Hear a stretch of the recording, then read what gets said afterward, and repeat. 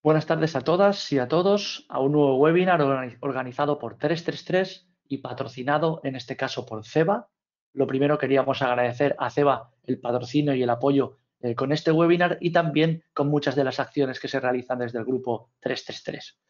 Es una semana muy especial para nosotros, ya que se ha alcanzado el registro número 100.000 en nuestra plataforma, y qué mejor forma de celebrarlo que realizando este webinar, que desde ya puedo decir que ha sido un éxito, ya que hemos tenido más de 600 inscritos para el mismo. Recordar que el webinar va a estar grabado y que en pocos días se podrá ver, se podrá visualizar también a través de 333.com. Por lo tanto, si alguno de vosotros no puede estar hoy aquí en directo, que no se preocupe, que va a tener la oportunidad de visualizarlo posteriormente. Os voy a explicar un poco el formato del webinar, cómo va a ser. Vamos a tener en primer lugar a un moderador, a Emilio Magallón. A Emilio ahora lo presentaré como procede, aunque muchos de vosotros ya lo conocéis. Emilio va a hacer la presentación de nuestro ponente.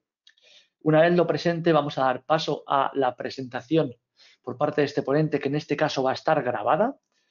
Y cuando termine la presentación, vamos a tener tanto a Emilio como a nuestro ponente en directo, eso sí, para responder y dialogar sobre todas las preguntas que puedan entrar y sobre todas las dudas que pueda haber.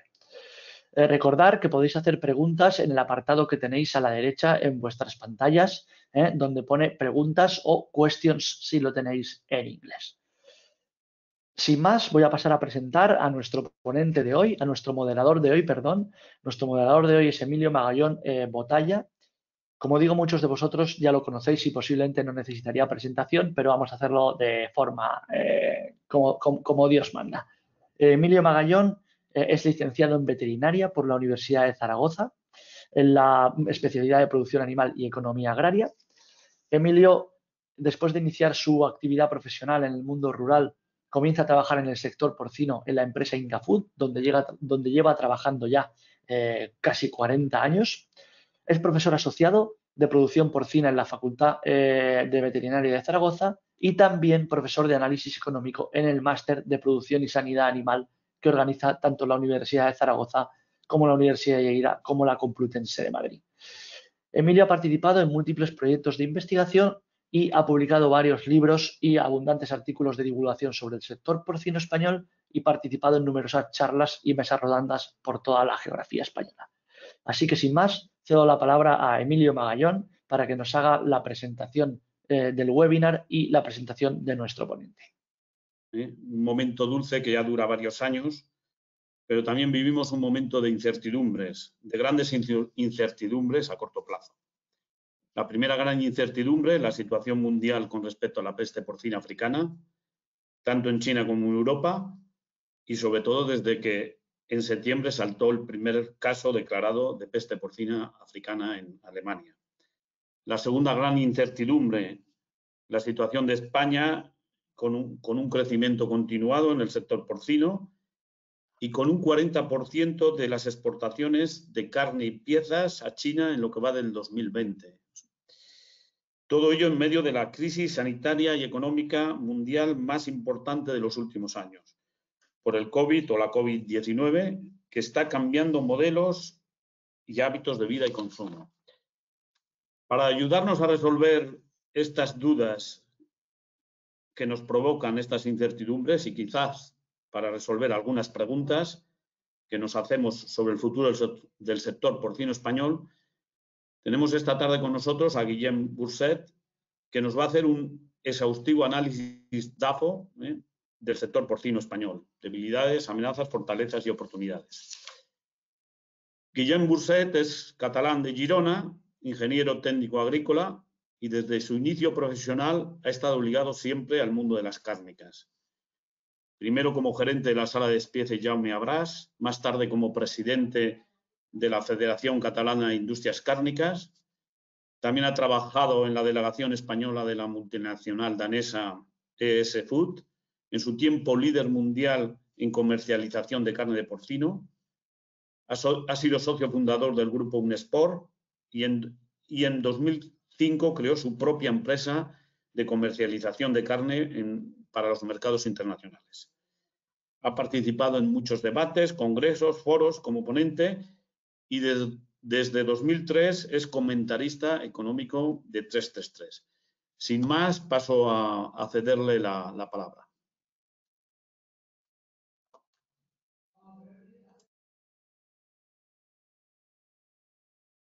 Muy buenas tardes a todos.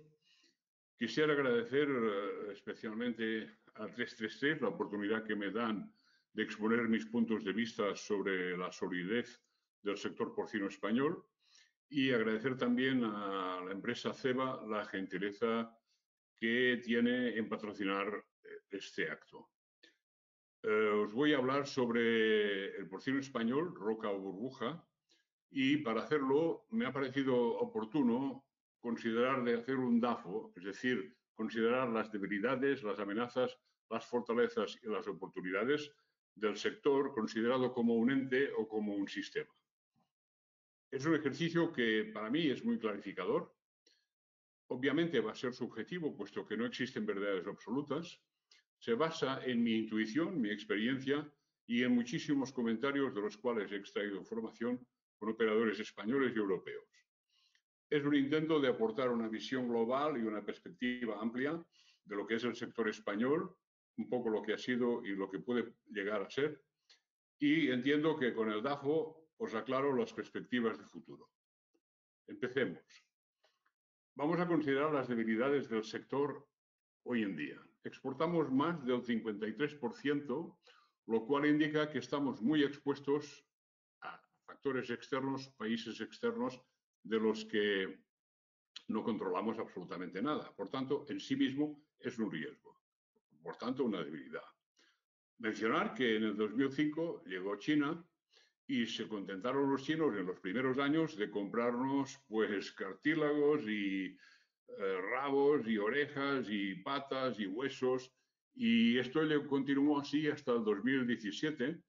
Y los mataderos, los 17 que estaban homologados al principio, pues tenían un lugar donde colocar subproductos de difícil valoración.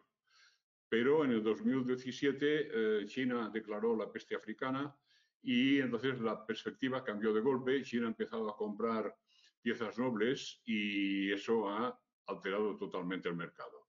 Más adelante veréis la progresión de las exportaciones hacia China.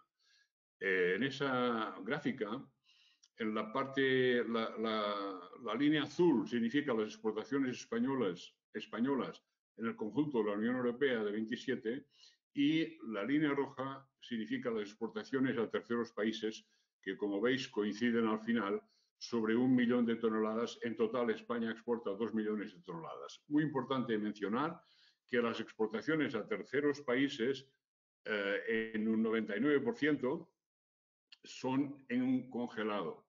Por lo tanto, la capacidad de congelar es un factor limitativo, o lo ha sido hasta ahora. En cambio, las exportaciones a la Unión Europea, en su mayor parte, en un 80%, son en fresco y, por lo tanto, no hace falta congelar. Ahí hay un cuadro explicativo de lo que serían las exportaciones de Alemania, España, Dinamarca y Holanda, en trimestres. El 2019 los 4 trimestres y el 2020 los 2 primeros trimestres de los cuales hay información.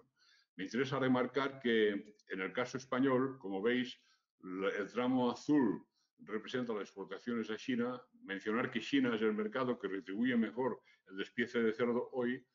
Por lo tanto, ¿dónde van los españoles a vender su cerdo? En el sitio donde los valoran más, ¿no? En cambio, fijaros que tanto Alemania como Dinamarca venden mucho en Inglaterra y España vende, así, a bote pronto, la mitad. Bueno, pues porque Inglaterra es un mercado mucho más baqueteado, mucho más difícil. Dinamarca, bueno, es un país que exporta el 80% de lo que produce. Y está ahí prácticamente compitiendo con los grandes, pero su cabaña es un 40% de la española. Continuamos. En cuanto a debilidades, he de mencionar que no estamos acostumbrados, pero la presencia de ecologismo de animalistas va a ser cada vez, queramos o no, más importante. Ya se dan casos de asaltos de animalistas a algún matadero. En el caso que conozco muy de cerca fue un matadero situado a 70 kilómetros al sur de la frontera franco-española, y hubo una invasión de las cuadras e intentos de salvar a los pobres cerdos que iban a ser sacrificados. Esto yo creo que va a progresar, también artículos en prensa en favor de preservar el medio contra la contaminación por purines, etc. Eso es una cosa que hasta hoy hemos pasado de puntillas, pero que hay que esperar que se incremente su presencia y su influencia. En las debilidades me gusta también, o creo que es oportuno mencionar, que debemos evitar, o cuando menos minimizar, escándalos o conductas impropias. Estamos en un momento donde la globalización se impone también para la información, y si es escandalosa, mejor. Y como el sector porcino español va a toda máquina y todo el mundo nos mira boca abierto, pues como es indeleble a la condición humana, despertamos envidias de todo tipo. Entonces no hay que dar ocasión de que se pongan de relieve hechos tan lamentables como un vídeo que circuló de un chaval descerebrado que aterrizaba saltando desde el alto de una valla encima de un lecho de lechones vivos. Eso es una cosa que perjudica muchísimo por la imagen y que pues, a cada uno debe ser responsable y consciente de lo que hace. Mencionar como debilidades que el consumo interno en España va a la baja. Este año es muy atípico en razón del confinamiento de la COVID, y a partir de marzo se observa un aumento del consumo de carne, tanto para consumo de boca como transformada. Pero en realidad la serie de los últimos 10 o 15 años muestra indefectiblemente un descenso paulatino del consumo autóctono, lo cual indirectamente nos expone más a la exportación. Otra debilidad, a mi entender, es que de forma natural se va a intentar mantener los crecimientos tanto de cabaña como de sacrificios. Bueno, bien, pero hemos de saber que cuanto más sacrifiquemos, más deberemos exportar, y cuanto más exportemos, aumentamos con ello la exposición a factores que no controlamos, que hoy hechos que acontecen a 20.000 kilómetros de nuestras fronteras, pues tienen repercusiones directas en nuestro quehacer diario. Necesitamos seguir adaptándonos a la globalización, no tanto una debilidad, sino como una constatación de una realidad. La globalización es imparable y, pues, cuanto más va a transcurrir el tiempo, la globalización va a ser cada vez más presente en todos los aspectos. Afecta a cualquier concepto, cualquier faceta de nuestra actividad, y no podemos prescindir de ella. Lo que sucede en Japón o en China nos afecta, y hace 30 años, pues en lo que concierne a la producción porcina y comercio de carne, no afectaba porque no estábamos expuestos. Ahora sí. Hemos de ser conscientes de eso, porque la globalización significa que cosas que ocurren a 20.000 kilómetros nos afectan. Termino con las debilidades y empiezo con las amenazas. Amenazas como espada de Damocles que penden sobre nuestras cabezas, en este momento muy claramente la PPA. La peste porcina africana lamentablemente llegó a Alemania a la cosa de un mes, y automáticamente Alemania ha perdido el acceso a China, que era el mercado exterior fuera de la Unión Europea más importante para ellos. Aquí tenemos la experiencia de luchar contra la PPA antes del 89.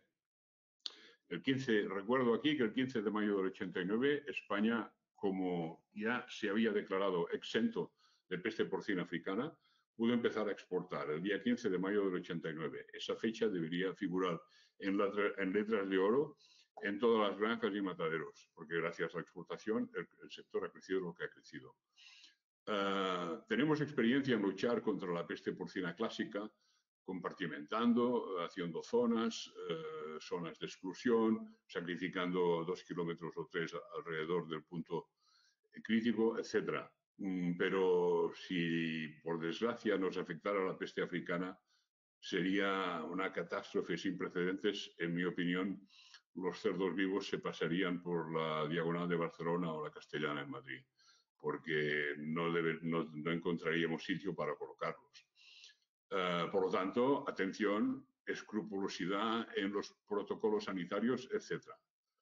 La PPA en la Unión Europea, aunque no la tengamos, nos afecta, puesto que Alemania no puede exportar a China, con lo que los 120 o 110.000 cerdos equivalentes en carne que exportaba cada semana a China, no puede salir esa carne y se queda en Europa. De momento, lo que ocurre es que Alemania tiene un atasco de sacrificio por causa de la COVID. Ahí se solapan los dos problemas. A causa de la existencia de la COVID, muchos mataderos no pueden sacrificar lo que deberían y se retrasan entre 100 y 120.000 cerdos por semana, y ahora mismo existe una bolsa de cerdos pasados de peso de más de 500.000 animales. Eso es una situación de stand-by que lo que provoca es que estamos todos a la expectativa de ver cómo se resuelve. De momento, Alemania lo que hace es rehusar sacrificar los cerdos que sacrificaba de Dinamarca, de Holanda, de Bélgica, y traslada el problema fuera de sus fronteras en la medida de lo que puede. Para resolver eso, están arbitrando medidas extraordinarias de sacrificio los que puedan, sábados y domingos.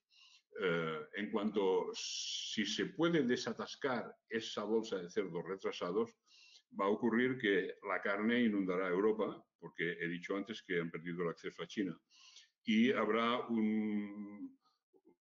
una sacudida importante. Esta es una amenaza latente hoy en día. Ahí tenéis una gráfica donde se observa el avance de la peste porcina africana en territorios europeos. Como veis, en el oeste de Polonia, ahí hay una concentración que ha sido lo que ha provocado que jabalíes dieran positivo en Alemania. Ya van por encima de 5 casos. Otra de las amenazas que es evidente es una pandemia, ¿no? Que puede ser la COVID. Ahora mismo en España hemos estado muy afortunados porque la COVID no ha interferido de forma clara ni neta en la capacidad de sacrificio y despiece, pero este ha sido el caso hasta hoy. ¿Quién nos dice que la semana que viene o en 15 días algún matadero importante tiene que cerrar 15 días? Y entonces tendríamos un problema importante aquí. La peste aviar, que al final no fue a más, que se declaró en Hong Kong hace unos años, podría ser otra, y otras que pueden venir. El mundo, hoy la gente viaja en avión, un problema sanitario se traslada a cualquier otra parte del mundo en 24 horas, y eso no podemos hacer nada, solo estar atentos y buscar en qué forma podemos minimizar los daños si es que nos llegan. Una amenaza importante, hay que saber jugar con las realidades, es que China puede recuperar la autosuficiencia.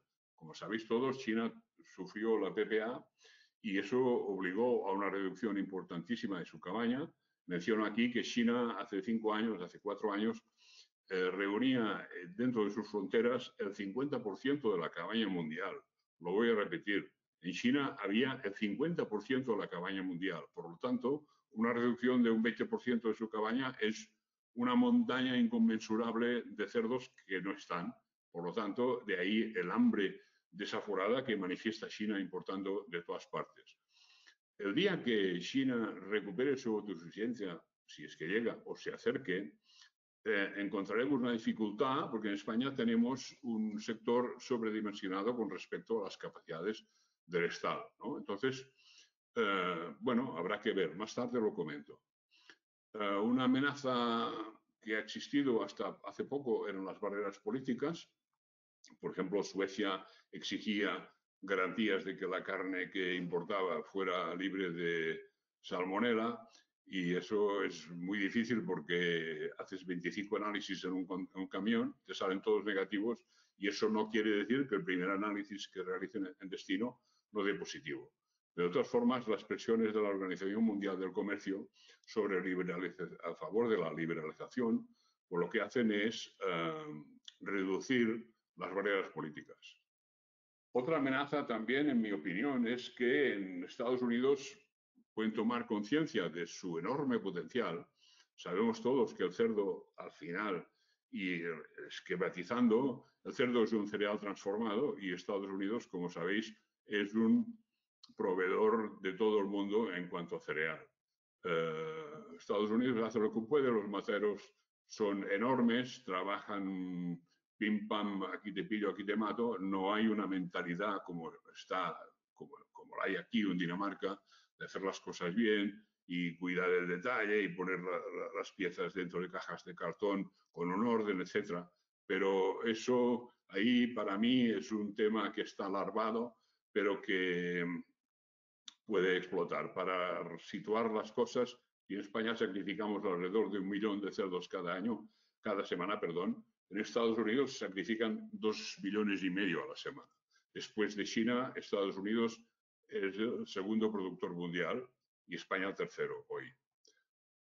He comentado antes lo de hechos lejanos incontrolables, que son amenazas que no podemos detallar, puesto que ignoramos concretamente cuáles puedan ser, pero que en efecto ese es un tema a tener en cuenta.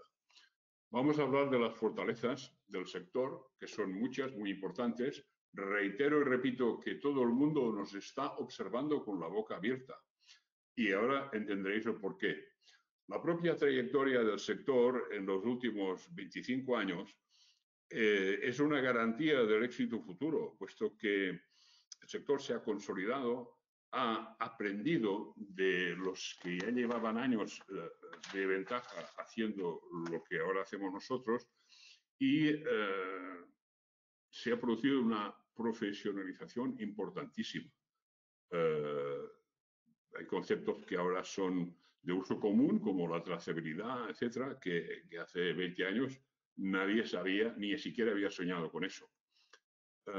Os pongo una gráfica de la evolución de los sacrificios totales en España desde 1986 hasta 2019. Esta gráfica es espectacular, porque veréis todos que bueno, a lo mejor los datos no son exactamente, pero yo siempre digo en las presentaciones que hago que en el 89 se sacrificaron 29 millones de cerdos y el año pasado 52. Hay un aumento espectacular de la cabaña que se debe a que engordar cerdos ha sido negocio. Cuando algún ganadero dice, no, es que estamos perdiendo dinero. Sí, hemos pasado de 29 millones en el 89 a 52 el año pasado. ¿Será porque se ha perdido dinero? No. Eso es importante remarcarlo. El crecimiento es espectacular en un momento en que nuestros competidores europeos están en neta regresión, empezando por Alemania. Tengo aquí anotado los crecimientos de los últimos años. Veis que al final el crecimiento se incrementa. La pendiente de la curva es mucho más pronunciada. En el 2015 hubo un crecimiento del 6%. En el 2016, otro 6% en cuanto a sacrificios. En 2017, 8%. 2018, 6%. Y 2019, 1%. Y 2020, 1% en número de cabezas. Y hasta hoy, 1% en peso de la canal. Bueno, pues es fantástico, es extraordinario y es fabuloso que estos crecimientos tan brutales, del 6, del 6, del 8 y del 6, no se hayan traducido en ningún castigo. Al contrario, ha habido como una especie de prima con los precios medios del cerdo a unos niveles nunca vistos. Y claro, es extraordinario y yo, en mi opinión, eso en extraordinario debe de quedarse. No sería correcto interpretar con que eso va a ser la norma de ahora en adelante. Está bien, todo el mundo ha disfrutado, todo el mundo ha ganado un buen dinero, pero estamos en un sector donde acontecen muchas cosas y no es seguro, ni muchísimo menos, que la actual bonanza pueda persistir y permanecer. La Unión Europea, mercado único, muy importante.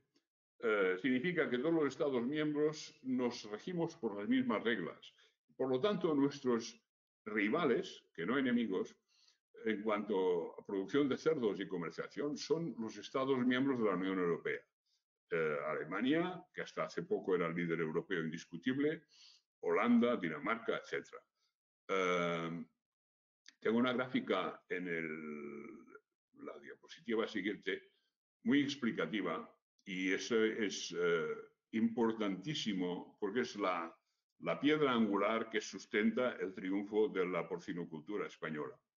A principios de los años 90, si comparábamos empresas comparables en cuanto a sacrificios semanales y estructura, nos encontrábamos con que en Dinamarca, ahí las barras horizontales faltaría la que expresaría al 100%, pero eso ya es fácil de compensar mentalmente. En Dinamarca, a principios de los 90, un matadero de 20.000 cerdos a la semana del volumen de ventas, dedicaba el 55% a pagar los cerdos, porque necesitaba el 45% del volumen de ventas en dinero para pagar el personal, investigación y desarrollo, mantenimiento, etcétera, y beneficios. En Francia, en la misma época, empresas comparables necesitaban del 100% de volumen de ventas, destinaban 72% a pagar los cerdos porque necesitaban 28% para los mismos conceptos de retribución del personal, gastos fijos diversos, mantenimiento, etc. En Cataluña, en la misma época, destinaban de cada 100 unidades, del 100% de las ventas, destinaban el 82% a pagar el cerdo. Con lo cual, de ahí se ve que con el 18% del volumen de ventas funcionaba el matadero. Es decir, que los mataderos catalanes y por extrapolación los españoles eran muy competitivos. Y en lugar de ganar mucho dinero, lo que hacían era pelearse por los cerdos y retribuir los cerdos por encima de lo que lo hubieran podido hacer si hubieran tenido unos costes como en Francia y ya no digo como Dinamarca. Esta es la clave la clave de todo, la competitividad extrema de los mataderos. En cuanto se abrió la exportación, que fue, repito, el 15 de mayo del año 89, la carne española tuvo acceso al mercado mundial. Y al principio, pues había muchas limitaciones. No teníamos acceso a Japón y a otros mercados que retribuyen mejor. Pero el tiempo ha colocado a cada uno en su lugar. Os pongo ahora una diapositiva o una gráfica donde en precios comparables en vivo, Holanda versus España. Holanda en rojo, España en azul. Entonces, la persistencia de los años demuestra que la integral, la superficie comprendida entre el azul y el rojo, en la parte superior sería cuando España es más cara y en la parte inferior cuando Holanda es más cara, es decir, azul España, rojo Holanda. La superficie que corresponde a los periodos donde España ha estado más cara que Holanda es mucho más importante que la inversa. Por lo tanto, no hablemos del final. Fijaros al final, que es la actualidad rabiosa, que España estábamos en 1,30 y Holanda están rozando el 1,05. Esto al final, como el ganadero español es retribuido por encima de lo que es retribuido el ganadero holandés, al final es un estímulo para crecer. ¿Qué ocurrirá en Europa si China llega a la autosuficiencia? Pues es muy sencillo. Se declarará la guerra entre todos los productores de porcino europeos. Y, como he dicho antes, que en principio los mataderos españoles están con unos costes estructurales inferiores a los daneses o a los holandeses o a los franceses, al final deberá haber una reducción de volumen en general en toda la Unión Europea, pero si la reducción en toda Europa es de un 15%, yo creo que es lógico que España se contente con rebajar un 5%. Hablar por hablar, pero es lo que para situar las cosas en su dimensión. ¿Qué hemos hecho en España? Pues simplemente hemos usado nuestro carácter latino para adaptarnos al contexto mundial. Hemos copiado a los mejores y lo hemos mejorado, puesto que hemos incorporado nuestra capacidad de improvisación. Pensar, por favor, que Dinamarca lleva más de 100 años vendiendo carne de cerdo en Inglaterra, incluso antes de que el transporte frigorífico se hubiera generalizado y mandaban canales sumergidas en salmuera. El sector porcino español, en su globalidad, ha demostrado hasta la saciedad que es tozudo, que es persistente y que tiene una gran resiliencia. Para mí esos son valores importantísimos.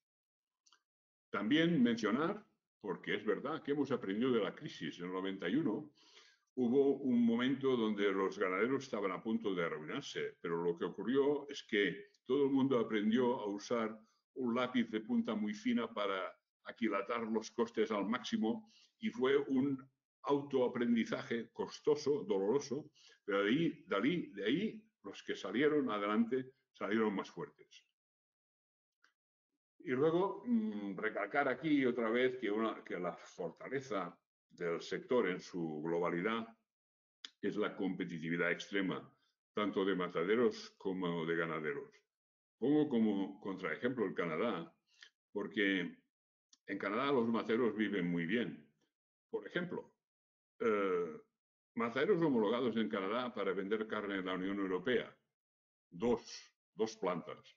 Hombre, si en España se abre la oportunidad de vender en un país que no esté en el listado de países accesibles hoy, y podéis estar seguros que el 80% de los mataderos españoles van a pedir que se abra esa ventana para ellos. Otro ejemplo también del Canadá. Los mataderos canadienses, en los prospectos de propaganda, se vanaglorian de trabajar con los mejores brokers del mundo, los mejores intermediarios del mundo. Esa mentalidad de estar cómodos cediendo la responsabilidad de vender a un intermediario es una mentalidad que está muy lejos de la española o catalana. Una controvertida fortaleza, seguro, va a ser la que voy a mencionar ahora en cuanto a concentración. Hay que ser conscientes que el sector español en su globalidad ha ido concentrándose. Cada vez hay menos operadores y más grandes, tanto en el sector de producción porcina como en el sector de mataderos y transformadores de carne. Esto es así.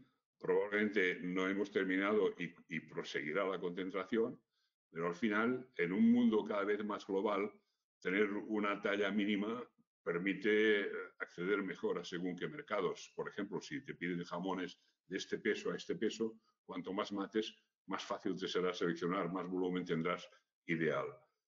Y la integración progresiva es un factor que, a mi juicio, aporta solidez. Es decir, grandes integradores han hecho operaciones de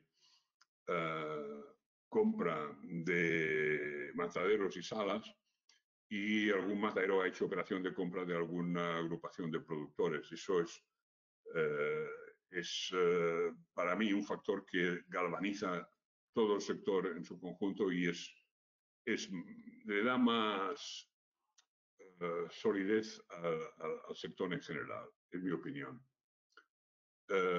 Como he dicho antes, ahora toca hablar de las oportunidades.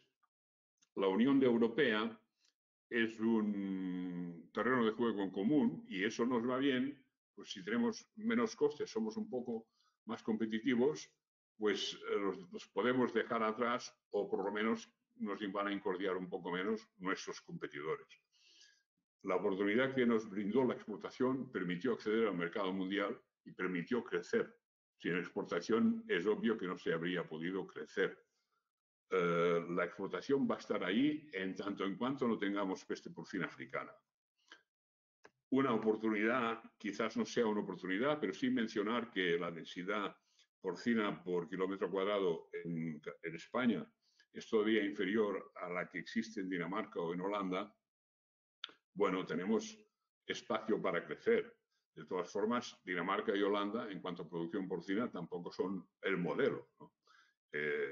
Yo creo que España al final va a convertirse en su propio modelo. Mencionar que España cada vez más se consolida como el granjero de Europa.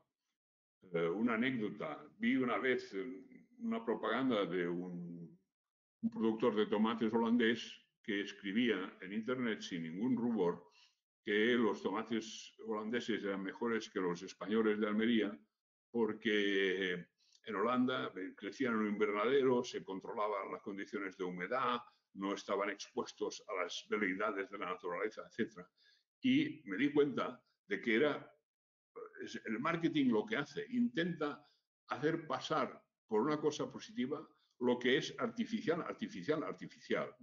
Entonces, España, granjero de Europa, pues es una idea que encaja con lo que es la idiosincrasia de España como Estado.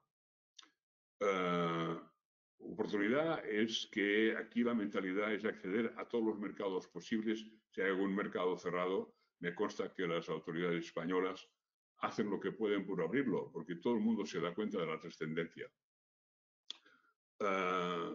Todos los grandes gurús ven que el aumento de que la proteína animal, la demanda mundial no puede hacer otra cosa que aumentar, con lo cual es una buena noticia porque de alguna forma nos asegura el consumo de la carne que vamos a producir.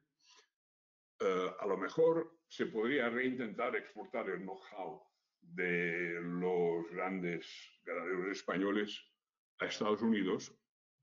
Hubo una experiencia fallida hace años, pero a lo mejor las circunstancias ahora han cambiado muchísimo y los mismos grandes integradores españoles saben mucho más ahora que no sabían en aquella época. Y mencionar ya para finalizar que Chile hace 20 años decidió en una especie de confabulación del sector productor, los mataderos y las autoridades estatales lanzarse a producir ganado porcino, pero no a tontas y a locas, sino sabiendo muy bien lo que querían. Chile aprovecha su posición geográfica cercana a Japón para poder vender carne de cerdo al vacío en fresco a Japón. Ese mercado nosotros no lo podemos tocar por distancia. Y Chile ha aumentado mucho la producción, exporta mucho más que no exportaba, pero lo hace con una inteligencia suprema, es decir, sabiendo lo que hace y por qué lo hace, y ataca solo mercados maduros capaces de retribuir mejor el esfuerzo que han empleado. Y yo creo que, lo dejo aquí, ha sido una visión bastante global. Siempre falta tiempo, podríamos hablar de cómo es que estamos aquí, qué eventualidades históricas nos han conducido a donde estamos, pero eso lo dejaremos para otra ocasión. Muchas gracias a todos y reitero mi agradecimiento profundo a CEBA. Hasta otra.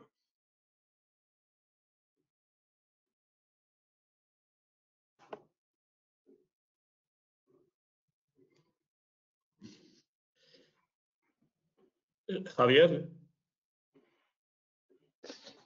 Perfecto, Emilio, se os oye perfectamente y se os ve perfectamente. Adelante. Vale, bueno, muchas gracias, Guillem, por tu charla muy concisa, con datos muy interesantes y yo creo que muy interesante para abrir un debate. Tenemos 20 minutos para preguntas. Tenéis en el lado derecho de la cámara un apartado para hacer preguntas. Intentaremos responder a todas las preguntas, pero si no, me parece que la organización tiene previsto un sistema por si se quedara alguna pregunta sin responder. Bueno, ya hay varias preguntas, vamos a ello.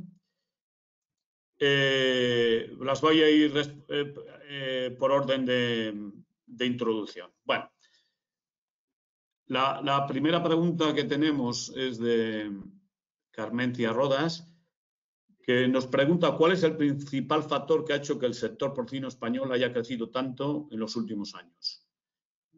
Teniendo en cuenta además que debemos importar, que somos muy deficientes en la materia prima en los cereales y la materia prima para fabricar el pienso. La respuesta es muy fácil, el beneficio económico. Si se gana dinero, ¿qué hace? Todo el mundo intenta crecer. Si estuvieran en pérdidas, consecuentes, no se habría crecido. El Muy más bien. conciso no puede ser.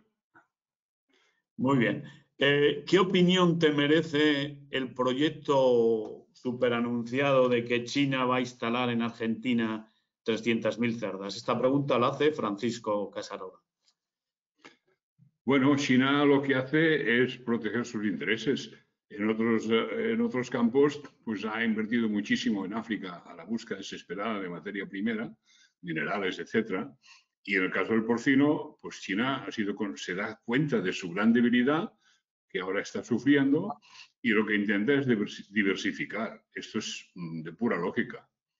No hablemos de rumores que existen sobre contactos por debajo de la mesa de los chinos con operadores importantísimos en España. No hay nada concreto, pero la rumorología está ahí. Muy bien. José Casanovas, desde La Franja, nos pregunta, una pregunta, a ver si la entiendo del todo. Alemania tenía un as en la manga a punto para el momento en que se declarara la peste en su territorio. ¿Tenemos en España algún as en la manga? Saludos desde La Franja. Una pregunta muy inteligente, pero yo no sé, desconozco cuál era el as en la manga de Alemania. Es decir, la peste ha explotado en Alemania hace 5 semanas o 6 y lo que hay es una cascada de problemas añadidos a la COVID, ¿no? Que, como he comentado, se están retrasando cerdos. Hay una bolsa actualmente de más de 500.000 de cerdos pasados de peso. No comprendo cuál sería el plan B. Yo no sé si se referirá a que Alemania ha podido restringir la importación de lechones y de cerdos a sacrificio de Dinamarca y Holanda. No sé si irá por ahí la pregunta. Bueno, eso los alemanes lo han hecho con medida defensiva. Es decir, si importaban X cerdos en vivo para sacrificio y tienen un problemón, pues los dejen de importar, porque priorizan lo nacional, que está lleno de toda lógica. Muy bien. Carlos Catalán nos pregunta, ¿crees que las elecciones estadounidenses pueden influir en la venta china de porcino español? De rebote, supongo. Bueno, el tema de las relaciones bilaterales China-Estados Unidos está siempre encima de la mesa y pasan por altos y bajos y a veces en público se dicen cosas los unos a los otros para mostrar firmeza en sus fronteras interiores y por debajo de la mesa alcanzan acuerdos inconfesables. Lo que está claro es que China depende de Estados Unidos. Estados Unidos se da cuenta de la gran oportunidad que representa poder exportar carne de cerdo en China y este flujo está aumentando. Si el nuevo presidente o el mismo va a significar un cambio, pues lo desconozco. Bueno, José Casanovas nos aclara que el as de la manga de Alemania era trasladar el problema a Europa. Vale, sí, que hemos comentado. Miguel Ángel Higuera nos pregunta, estamos incrementando mucho las importaciones de animales y de carne. ¿Vamos a ser nosotros los que importemos el atasco del centro de Europa? No se preocupe que atasco aquí ninguno, que los mataderos no están trabajando al 100% de la capacidad. Es decir, la capacidad de sacrificio española es abrumadora. Y no, el problema de importar canales de cerdos, a ver, cerdos vivos vienen pocos. Al final este año va a ser un año excepcional porque la diferencia de precio es importantísima y nunca lo habíamos visto antes. Pero el problema el tema de importación de cerdos vivos para sacrificio, para mí es un tema menor, porque en condiciones normales vienen poquísimos. Lo que es más importante es el tema de la importación de lechón. Si importamos lechones de Alemania, estos cerdos están, digamos, son grises, son sospechosos. Luego es posible que el matadero en su día, cuando llegan a sacrificio, ya lo hacen ahora, pidan como una especie de certificado de origen nacional, español, para poder garantizar que exportamos a China lo que se pueda exportar y no animales que hayan estado originarios de zonas sospechosas. Ahí sí que va a suponer un cambio de más exigencia. Todo el mundo sabe lo que se juega. Muy bien, nos felicitan desde Colombia por la charla y también nos dicen desde Argentina que no nos preocupemos por ellos. Vamos a seguir con las preguntas. Desde Argentina, Alfonso Aguilera nos dice: no se preocupen por Argentina, somos un país con unas condiciones inmejorables en materia prima, sanidad y ambiente, pero el país es demasiado complejo. ¿Algún comentario? No, no puedo opinar. Bueno, Pitu Bayar nos pregunta: ¿cuándo creéis? Hay varias preguntas en ese sentido. ¿Cuándo creéis que China nos venderá carne de porcino? O cuando hay otra pregunta que también la he leído, como están entrando muchísimas preguntas, de qué pasaría si China empezara a exportar carne de cerdo. Yo no lo veré. O sea que no sé, pero China tiene mucho camino por delante para recorrer y si en un momento dado son excedentarios, China lo que prima son sus propios intereses. Exportar carne de cerdo es inimaginable por ahora y si se diera el caso lo que harían sería reducir cabaña voluntariamente. No están ahí para favorecer exportaciones. Ellos están para dar de comer proteína barata a 1.300 millones de ciudadanos. Vale, bueno, José Casasnovas nos vuelve a hacer una pregunta sobre la importancia de los movimientos ecologistas en las zonas donde la producción ganadera está ya un poco saturada. Bueno, lo que he comentado, es decir, eso lo único que podemos esperar es que vaya a más. Cada vez se toma más conciencia. Las redes sociales juegan un papel, informan, explican y querámoslo o no, lo que va a ocurrir es que cada vez habrá más interferencias de ese tipo. Pedro Rodríguez, Marian Roy, nos pregunta: ¿se valora más la carne de cerdo en el exterior por el precio o por la calidad? ¿O por ambas cosas? Yo diría por ambas cosas, y ahí puedo apuntar, por ejemplo, cuando empezamos a exportar jamones en Francia para cocer, resultó que el jamón español, por una combinación extraña de factores positivos, daba un rendimiento al loncheado mucho mejor que las otras primeras materias. Es decir, el rendimiento era, si en un jamón, no digamos origen, pero europeo, había un 65% de rendimiento de lonchas adecuadas que no se hayan estropeado, etc. En el jamón español era un 20% superior. Sería por el alimento del cerdo, la raza, una combinación. Y entonces eso era un factor de calidad muy, muy valorado. Y el precio, pues también España es muy competitiva y si lo necesita, a nadie le duelen prendas de bajar 5 céntimos y colocar el género.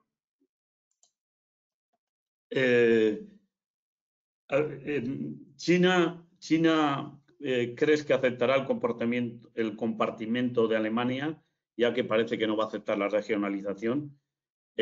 Teniendo en cuenta que por ahora la peste porcina africana en Alemania solo se está declarando en los jabalíes, en los animales salvajes. Sí, está claro que los alemanes hicieron un esfuerzo monumental político para revertir la decisión de China de prohibir las importaciones desde Alemania. No salió bien la regionalización. China tenía un mal papel, es decir, si no aceptó la regionalización para Bélgica o para Polonia, ¿cómo iba a aceptarlo en Alemania, por mucho que Alemania sea el líder de Europa, ¿no? Entonces, ahí dijeron no, y esto es firme y definitivo. El tema de plantear la nueva posibilidad, ya que solo está en jabalíes, pues permitirnos que llevemos carne de cerdo blanco, de cerdo doméstico. Yo no tengo la respuesta, pero creo que Alemania está poniendo todas las cartas en el asador, todo en juego, y en China, si la decisión se toma a nivel técnico, probablemente sea negativa, pero si Alemania consigue llegar a las altas esferas de poder y les abre los ojos, es posible que digan que sí. Pero eso yo no lo sé y si lo supiera, pues tendría la bola de cristal, ¿no? Muy bien. Joan Pla nos pregunta: ¿Rusia podrá exportar en los próximos años? En tal caso, ¿serán competidores nuestros en los mercados asiáticos? Está por ver. Es decir, en Rusia conocemos muchas historias de falta de preparación del personal, etcétera. Lo que ha conseguido España desde el 89, que empezamos a exportar, como he dicho antes, hasta hoy, no se consigue en 2 días. Pues la competencia al final favorece al mejor. Si Rusia consigue exportar y ponerse a la altura, pues chapó y ya está. Pero de momento no es un rival ni la sombra de un rival, en mi opinión. Muy bien. Un factor que has comentado en la charla es lo que trae la globalización, ¿no? El aumento de tamaño, etcétera. Entonces, Juan Grañana tiene una inquietud, ¿no? Si un factor de solidez son las grandes empresas, ¿qué futuro tenemos las pequeñas integradoras que matamos en mataderos de pequeña capacidad? Yo creo que hay sitio para todos. Es decir, hay una forma de hacer que es economía de escala y buscar sinergias y venga a crecer e integrar y luego hay otra actividad paralela, simultánea, pues más artesanal, que encuentra nichos de mercado pues que retribuyen mejor por el cuidado, por el tipo de carne, etcétera. Es decir, la invención del cerdo Duroc fue una invención para dar satisfacción a un mercado que se suponía que estaba ahí. Es decir, la banalización de la calidad del cerdo blanco, la carne del cerdo blanco, provocó que alguien se diera cuenta de que un consumidor con poder adquisitivo importante a lo mejor buscaba carne de cerdo como el de antes, ¿no? Y se lanzaron a producir Duroc, se comercializó y ahora todos los materos que se dedican a repartir carnicerías y supermercados pues tienen una marca de un cerdo de alguna forma Duroc. Yo creo que hay futuro para todos, cada uno tiene que saber cuáles son las cartas que ha de jugar. Muy bien. David Cole nos pregunta si la tendencia a nivel mundial y a nivel español es el incremento en el peso medio de las canales. Eso parece. De momento en España llevamos por lo menos 8 años creciendo entre 1, 2, quizás 2,5 kilos en canal de promedio cada año. Al final eso le interesa al matadero porque el trabajo es el mismo por cada canal prácticamente, independientemente del peso de la misma. Y el ganadero, pues a esos precios ya le va bien vender canales caras, digo, animales grandes. Mira, vas a permitirme, ahora estamos que queda todavía un momento, voy a responder lo que en la ponencia explicaba, punto de interrogación, roca o burbuja, pues no lo he aclarado en la intervención. Y quería decir que para mí el sector porcino español, considerado en su globalidad, es más roca que burbuja. No es una roca definitiva porque hay riesgos y de ningún modo es una burbuja. Es más roca que burbuja. Y luego precisar que en la intervención me colé y hablé que la peste porcina africana se declaró en China en el 17 y fue en el 18, siempre precisión. Y luego ya continuamos. Muy bien. Nos preguntan también, ahora se me han saltado el orden de las preguntas, pero nos preguntan, a ver, ¿qué previsión de precios tienes para el mercado español a corto plazo? ¿Puedes repetir qué previsión de precios? Sí. ¿Qué previsión de precios tienes para el mercado español de porcino para los próximos meses? El cerdo vivo. El mercado de hoy creo que todavía no ha salido, señal segura de que hay una gran batalla, pero en Alemania los cerdos bajaron cuando se declaró la peste 20 céntimos de golpe y la carne, pues como no hubo una luz de sacrificios, se compensan los 120.000 cerdos que no van a China en forma de carne, se dejan de matar por dificultades en la COVID. Y eso ocasiona una bolsa de ganado vivo, que he dicho antes, 500.000, que el problema está paralizado allí, pero hay que darle solución. Cuando se dé la solución a estos cerdos, habrá demasiada carne para lo que Europa puede absorber porque ya está saturada y la carne bajará. Consecuentemente, los cerdos en España, que están al límite, no olvidemos que ahora mismo se pagan a 1,30, a 1,29 y en Alemania se pagan a 0,98. Esto es un milagro, nunca lo habíamos visto tanto tiempo. Y en Holanda valen 1,05. Entonces, el cerdo solo puede bajar. No sé si llegarán a 1,15, a 1,20 o a 1,14, no lo sé, pero de aquí a Navidad el cerdo bajará. Pero que nadie se queje, porque tenemos un año con un promedio más que fabuloso. Miguel Montón nos pregunta otra vez sobre China. Ya ves que hay mucha inquietud sobre China. Ya no en vano estamos exportando el 40% de la carne este año. ¿Qué año crees o qué fecha crees que China llegará a ser autosuficiente en porcino? Si no se resuelven gravemente los problemas de peste. Hay muchos imponderables ahí, es difícil responder. Pero lo que sí sabemos es que China está haciendo todo lo que puede para luchar y erradicar la africana, y yo creo que antes de 2 años no es probable. Luego dependerá de muchos factores que nadie conoce al final. Pero sí, de todas formas, hay una cosa clara.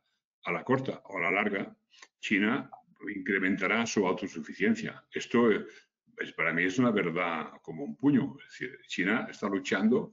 No le gusta a los chinos tener esa debilidad palmaria, que significa importar, bueno, las toneladas y toneladas que necesitan importar. Es esencial para ellos y no tienen en casa lo que necesitan. No sé si son, yo diría que antes de 2 años no. Antes de 2 años no. Ramón Durán nos pregunta, estamos muy bien posicionados exportando carne y subproductos, pero ¿debemos apostar más por el sector de elaborados? Es más complicado. Exportar carne, en general, exportamos carne de cerdo, es como una commodity. El industrial que nos la compre, en el caso de que vendamos un industrial, sea alemán, noruego o sueco, la va a transformar al gusto del país. Entonces, en España exportar salchichón, aquí lo conocemos muy bien, pero en Letonia difícilmente han oído hablar del salchichón, ¿no? Entonces, si vendemos la carne, el letón fabricará según el gusto del país. Tradicionalmente se exporta producto transformado, representa en volumen un 10% máximo de lo que es la carne en sí. Eso es históricamente todos los países. Y luego mencionar que hay un producto de bandera como el jamón curado español. Ahí sí que hay un camino de éxito también. Se ha ido aumentando la exportación año tras año, un 2%, un 15%. Al principio las cantidades eran muy pequeñas, y ahora hablamos de centenares de miles de piezas. Y entonces ya, y ahí estamos compitiendo con los italianos con mucha ventaja. Tenemos un producto muy digno, mucho más barato que el suyo, que tienen unos lastres estructurales inconfesables, ¿no? Entonces, sería muy bonito poder exportar transformado, pero es mucho más complicado. Vale. Siguen entrando muchas preguntas. Perdón. Hola a todos. No, yo creo que siguen entrando muchas preguntas. Como dices, Emilio, yo si quieres, si consideráis, creo que podemos hacer las 2 últimas preguntas y con esto cerramos, porque si no, como dice Emilio, hay un montón de preguntas entrando. Trataremos de vehicularlas de alguna manera y darles respuesta posteriormente, pero yo creo que para no retrasarnos demasiado, Emilio, lanza las 2 últimas que consideres más oportunas y con eso yo creo que cerramos. Bueno, yo creo que había una pregunta de Julián Redondo, donde diciendo que estamos muy bien valorados en los mercados exteriores en cuanto a seguridad alimentaria y algo menos en el mercado nacional. Y ahí lo ligaba con el tema de la formación profesional, que si crees que es importante para el sector el tema de la formación profesional en porcino. Esencial, esencial. El conocimiento no ocupa lugar y es muy importante que las personas que se ocupan de trabajar la carne sepan, primero, tienen que ser manipulador de alimentos, pero esta formación es, como si dijéramos, básica, pero tienen que darse cuenta de la trascendencia que esta carne va a ir a donde fuere, a China o a Inglaterra o a Dinamarca, y al final habrá una persona que se la coma o que la transforme. Y para mí la formación, invertir dinero las empresas en formación del personal siempre es muy bien retribuido, es barato, y es muy importante que el personal conozca todas las facetas de lo que tiene entre manos. En los mataderos, me imagino que en alguna industria cárnica, transformación también, hay ahora mismo las plantillas son multilingües, ¿no? Hay gente, inmigrantes europeos que han venido aquí, rumanos, etcétera. Entonces, el matadero tiene mucho trabajo, pone mucho empeño en traducir, informar, y tiene hasta un gestor que habla idiomas para poder explicar las cosas como se debe a los que no son nacionales, ¿no? Muy bien, me había preparado yo, voy a hacer ya una pregunta de cosecha propia, ya que me había preparado preguntas por si acaso. Estábamos ansiosos para escuchar esa pregunta. Bueno, no, que me han cortado la luz, pero te van apagando la luz ya para que se termine. Creo que voy a poder hacer la pregunta. Has estado comentando la importancia de la globalización, y que las empresas, los mercados son cada vez más globales, más grandes. ¿Las empresas españolas tienen ya el tamaño suficiente, tanto las de producción como las cárnicas, para poder abordar con competitividad los mercados internacionales? Y meto otra pregunta en medio. ¿Y es interesante para el sector porcino español que se internacionalice, que empiece a producir fuera de España, tanto a nivel de producción como a nivel de industria cárnica? Primera pregunta, el tamaño, yo creo que está fuera de duda. Es decir, hoy en día, en cifras absolutas, ya somos el primer proveedor de la China, que es el primer importador mundial. Estamos en tercer lugar de la producción, pero China no cuenta porque es importadora, pero exportamos mucho, más kilos que Estados Unidos. Significa que tenemos la talla adecuada y la mentalidad. Y luego, la segunda pregunta es muy interesante porque está claro que España tiene unas fronteras y que en unos años pues, llegaremos a un problema, si las cosas continúan como hasta ahora, de saturación. Entonces, dar el salto a producir fuera, pues los chinos lo van a hacer ahora en Argentina, parece, pero podría haber de nuevo una iniciativa española en Estados Unidos a producir y a sacrificar allí.